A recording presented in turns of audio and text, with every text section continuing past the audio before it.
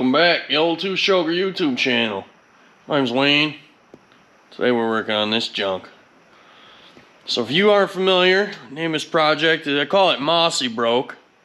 The reason I call it that is because damn thing's about made me broke, and when I got it, it was covered in moss and all junky. So anyway, we're trying to put the final finishing touches on this thing. And first step in that was pulling this old pogo stick off there. I always hated the way it looked, but it was one of the very last things on a truck that I haven't touched. And we need to get this truck ready to pull a trailer. So what I've got here is from my old buddy Caleb Matsky, or at Matsky Diesel. He sent me this here stainless box. So that ought to look pretty cool on there. I think we're gonna change all these lights, but we could do that after it's mounted. For now, what we gotta do is get this thing on the truck. And then I was looking at that, and well, hell, I didn't really like the way it looked on here. So I went down to Broad Albany Manufacturing and got this aluminum diamond plate cut for me.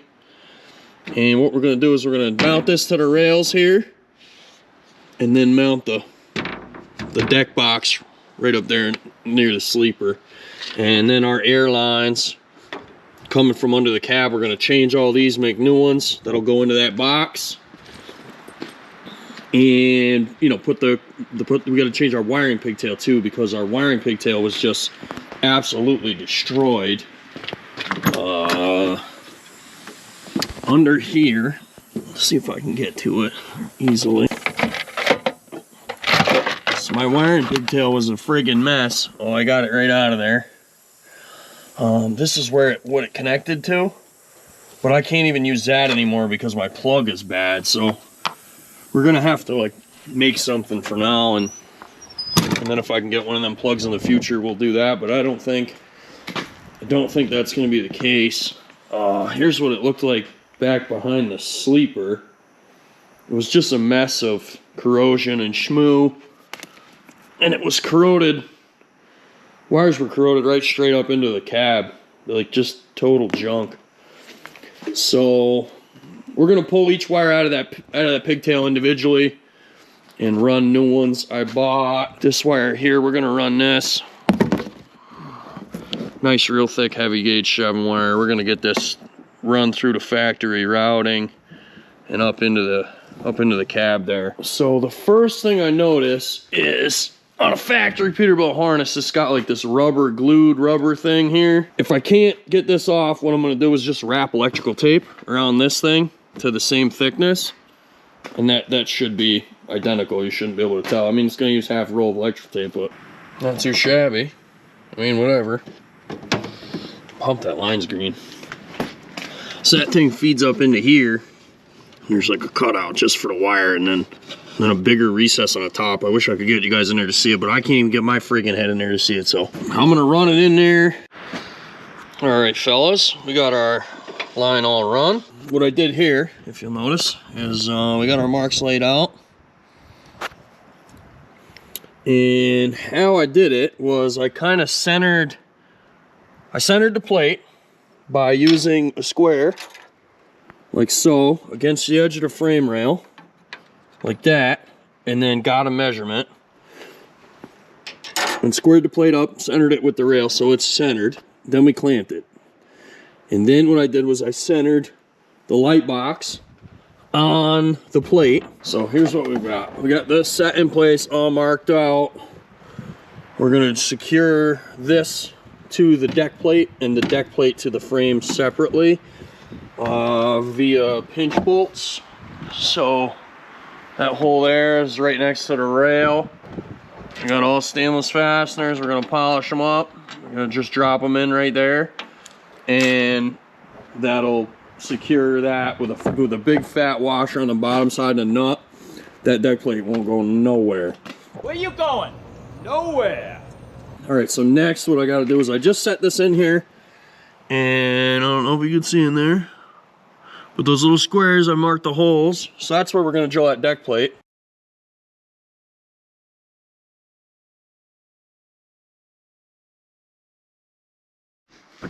All right, holes are punched. and I pulled the deck plate back off and ground the holes on the back side so there's no burrs or nothing. So that's ready to go. Deck plate is secure. That come out good. That thing sets right over it, and the bolts actually just sit like right in this recess right here, so they don't even interfere with nothing. So then our bolts are gonna go right through these squares and down through, and then to secure that down. So on to the next step is plumbing this junk. So here's what I got. The bulkheads that they had in stock at the store were loose in the hole. They're a different size and they couldn't get it exact. So what I did was first I tried electric tape and realized that covered the threads on the back side where the nut goes. That's not gonna work. So I got a bright idea, try an O-ring. Works perfect. Set right in there. It perfectly centers it.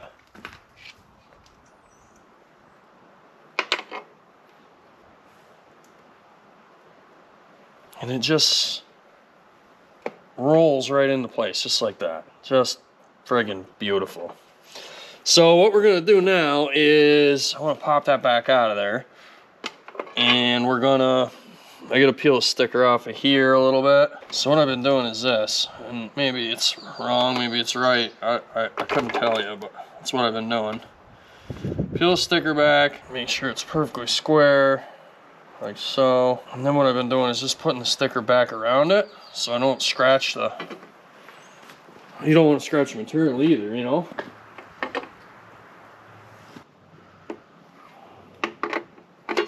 Do any of you guys have a better plan for this? If you could think of a better way to do that with the wrong size bulkheads, I'm all ears.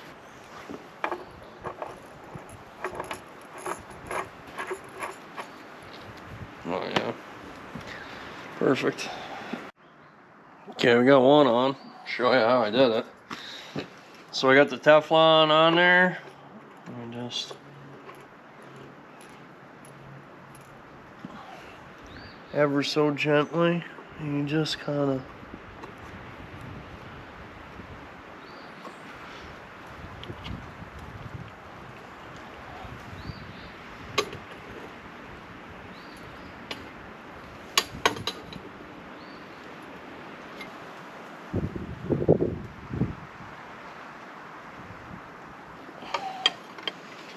that's it. So that'll work like that, and then this will go in the center there, like that.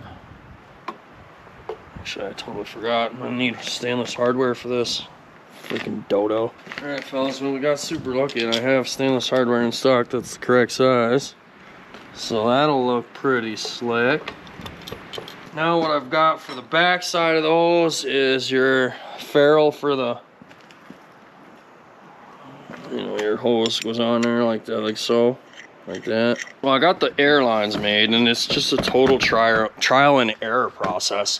So I put the new fittings on the other side, the truck side, and then I run them back here, just bulk line, and then run them into here and trim them off. Slide the box back, put it in, put it back in place, like 10 times until you get it. And now we got it. So the air lines are buttoned up. They're not screwed in or nothing yet because I'm gonna run the wires here first. I gotta run this now. We gotta trim this, cut this down to size, and get it into where it's gonna go. And I'm probably gonna leave this a little long.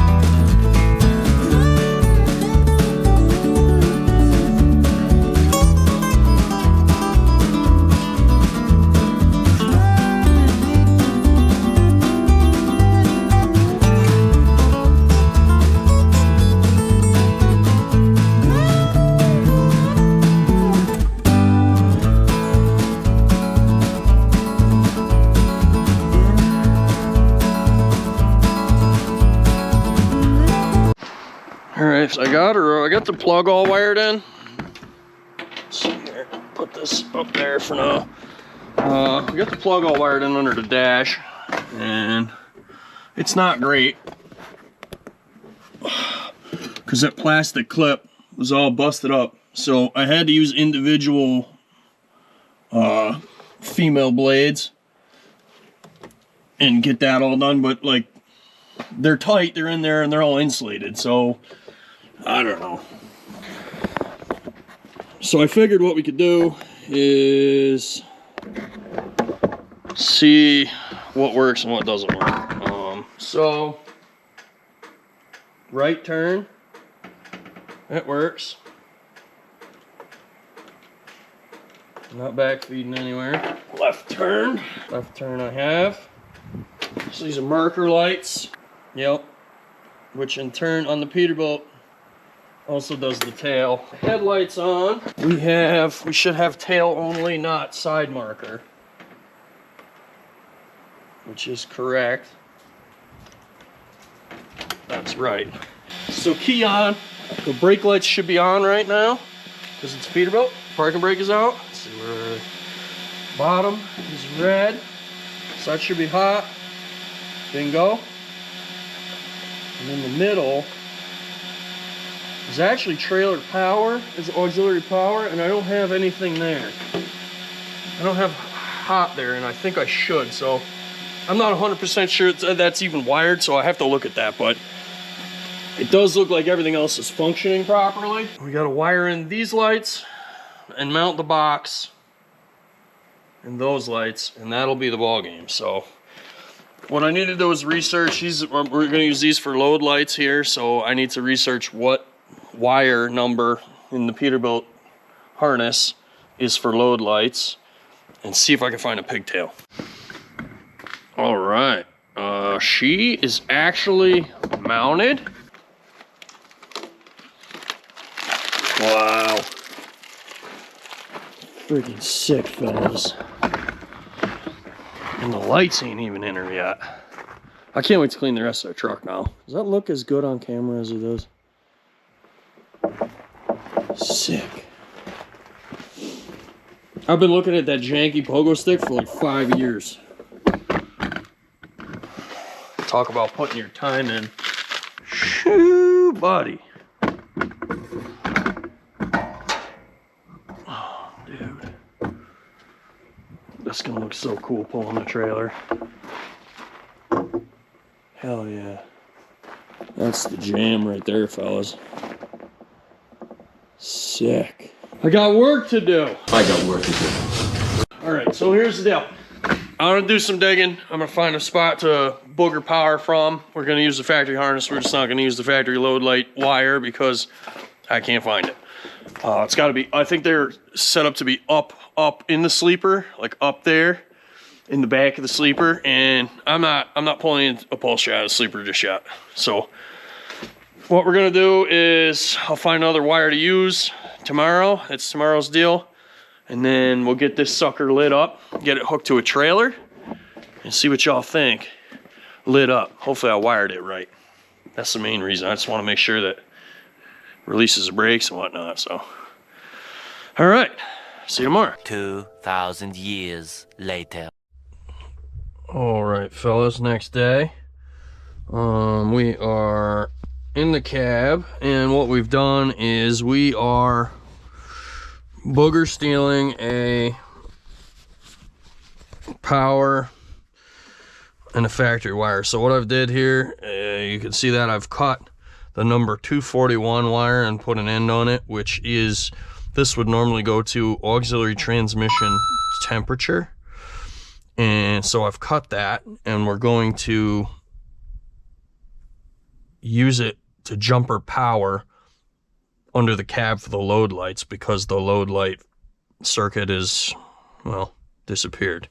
So what I'm gonna do is run this here red wire that is of the appropriate gauge and color, and we're gonna feed it back through this harness back into this main, and then up out around here, and it's gonna come out on this switch here and that will be our load light switch from then on.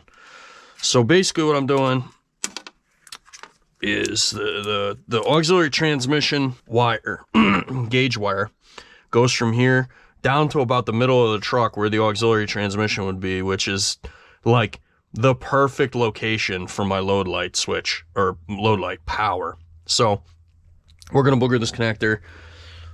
I couldn't do anything with this because this is made to just slide onto one of those, so like there's no real way to do that and have it be insulated and no chance of shorting out.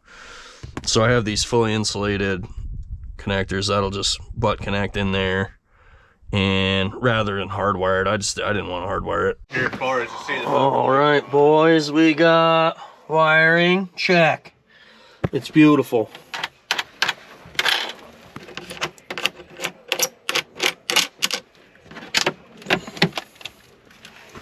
Factory friggin' routed.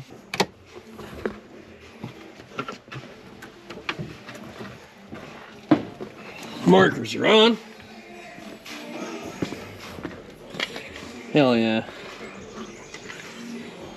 Ain't mad at that. And then that's load lights over there. I like it better with it battery power like that than without, so I don't have any back feeding anywhere. It looks like I did my job. That's rare. The main purpose of this project was to clean up the air lines, and I think we've done that. So I dug the air lines out, and I got to looking at it. And at the back here, there was no way to differentiate which was red and which was blue, service and emergency. So I got this big piece of heat shrink for a battery cable that was red, and he shrunk it around there, and then, I mean, the red always goes on that side anyway, so like whatever, but it's brainless. If somebody borrows a truck or whatever, it's just brainless, and that's what you want. So she's good to go. We gotta like tighten these, my new Glad hands on, and that'll be the jam there. So I'll button this up, and then we'll get her hooked to a trailer, huh? Well, it's finally friggin' night. We're looking at her. Coming out pretty slick. I ain't mad at it. Looks friggin' wicked good. I can't wait to get the trailer under it. But I wanted to show you all the lights because I'm friggin' pumped about it. It looks awesome. Look at this friggin' thing. Hell yeah. That's how a 359 is supposed to look, boys. Love it. Original AF. Like that OG style. That's what gets me.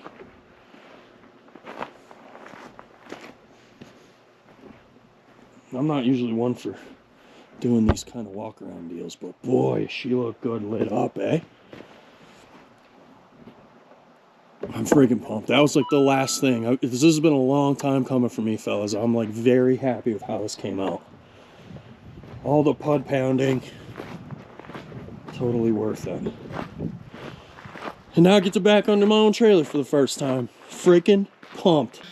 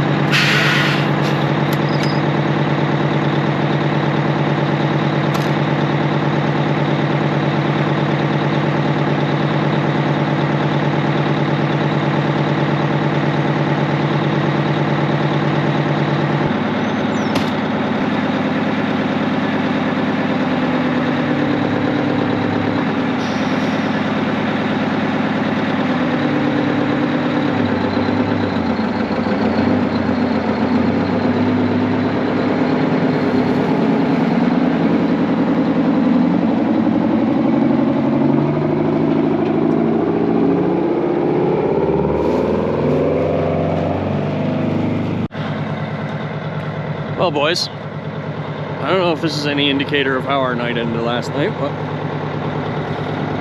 basically every time I try to move anything right here, this is like super beach sand and power divider's locked in, but my truck just wants none of it. So we're soaked right in. That's okay. We got her fired up.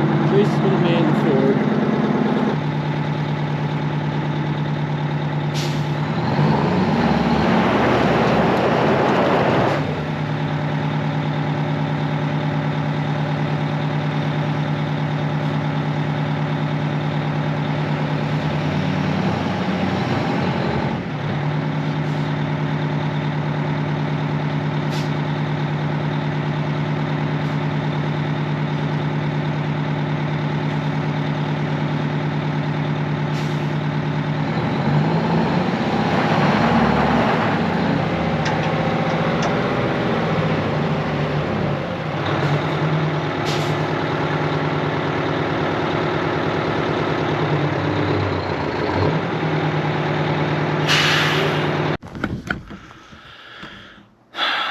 Oh boys, here's the trailer after that big adventure. It's a 48-foot Dynaweld, 40 ton, 17.5 rubber, air ride, hydraulic beaver tail, and hydraulic winch.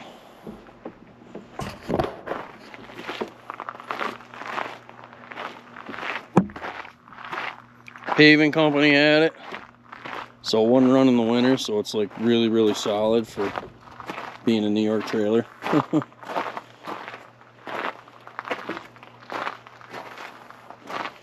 I've got all aluminum wheels for it in the shop we've been waiting to put on, and I got the makings of a pony motor set up since none of my trucks have a wet kit, and I want to be able to pull it with either of the trucks. So we're going to do all that on camera. We'll do a build series on this trailer, and we'll do assembling the wet kit. We're going to put new boards on it. That probably won't be till later in the year.